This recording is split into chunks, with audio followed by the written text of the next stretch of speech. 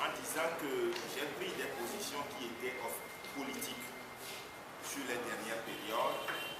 Est-ce qu'en appartenant à une initiative de la société civile, je n'apparais pas comme un cheveu sur la soupe? Je dis non. Je dis non parce que je vais définir la politique de deux façons. La politique, c'est l'ensemble des affaires de la cité. Les affaires sont politiques, sociales et économiques. Même culturelles, on va dire. Donc il y a plusieurs compartiments au sein d'un pays, d'une communauté. Et c'est l'ensemble de ces affaires-là qui font la communauté. Et le citoyen a le droit de se prononcer sur l'ensemble de ces affaires. Deuxième définition de la politique, c'est l'histoire qui est en train de se faire.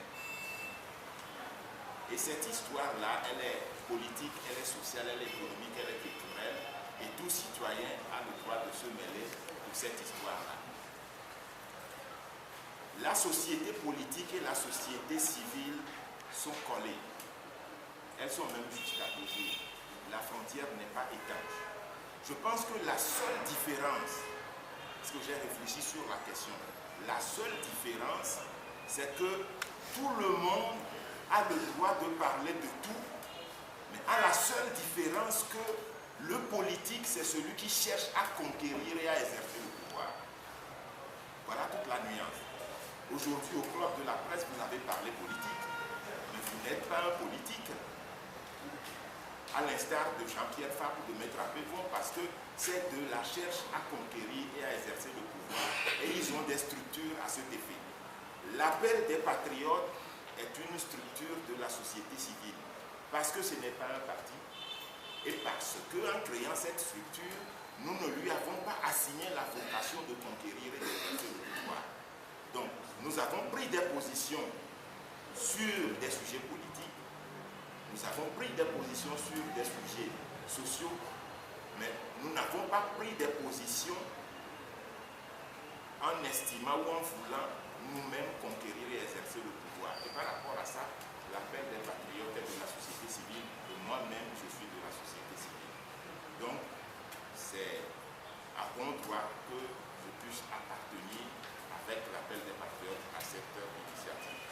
Quelques petits ajouts à des réponses. Si on fait les réformes, qu'en sera-t-il pour le code électoral? Le code électoral est une loi ordinaire. Il suffit d'une majorité simple pour la modifier. Donc il n'y aura pas de problème. Toute la complexité des réformes constitutionnelles, c'est qu'il faut un quorum, une majorité qualifiée pour modifier la Constitution. Et cette majorité qualifiée, aucun parti ne l'a. Alors que le seul parti unir avec ses 62 députés peut modifier le code électoral. Donc ça ne posera aucun problème en réalité. Est-ce que nous ne donnons pas un mandat supplémentaire à Faure Gnassingbé? Mais en réalité, nous avons dit tantôt qu'il y a une question juridique. La question juridique pose clairement le problème des mandats. C'est-à-dire que si on prend la question juridique en soi, il reste un second mandat pour Faure Gnassingbé.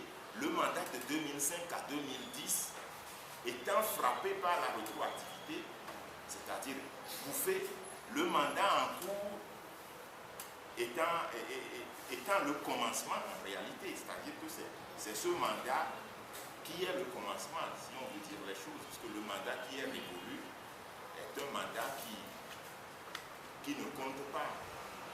Bon. Deuxième situation, donc nous n'offrons rien. C'est ça la situation sur le plan juridique. Alors, qu'en est-il que nous avons rencontré l'ANC? Moi j'ai souvent dit quelque chose qui passe un peu inaperçu. Je suis allé une fois chez M. Jean-Pierre Fabre, il revenait d'une tournée en Europe, et il m'a dit, je veux ouvrir un débat sur la non-candidature de Faure Gnassingbé en 2015. Je lui ai dit, voilà un vrai faux débat. N'ouvre pas ça. Parce que le vrai problème quand tu ouvres ce débat, c'est que vous n'avez pas les rapports de force pour l'empêcher de se représenter. Vous allez échouer, il va se représenter, il y aura un problème. N'ouvre pas ce débat. Ce débat a été ouvert pendant des mois et aujourd'hui les gens sont empêtrés dans ce débat. C'est-à-dire qu'on a dit aux militants qu'on empêchera Faure Gnassingbé de se représenter. Et il est difficile aujourd'hui de redire le contraire. Mais je pense qu'avec l'initiative que nous sommes en train de prendre aujourd'hui, si tout le monde comprend la nécessité de notre initiative et travaille dans ce sens, je pense qu'il est possible d'infléchir les positions les plus radicales. Parce que les positions radicales sont des deux côtés, aussi bien du côté de l'opposition que du côté de la mouvance présidentielle. Le professeur Papoui l'a dit tantôt. Notre initiative, si elle est soutenue, c'est pour ça que nous demandons que tout le monde se prononce clairement par rapport à cette initiative. Si elle est soutenue, nous pouvons infléchir les positions et aller dans le sens de l'adoption des réformes. Merci beaucoup. Merci beaucoup.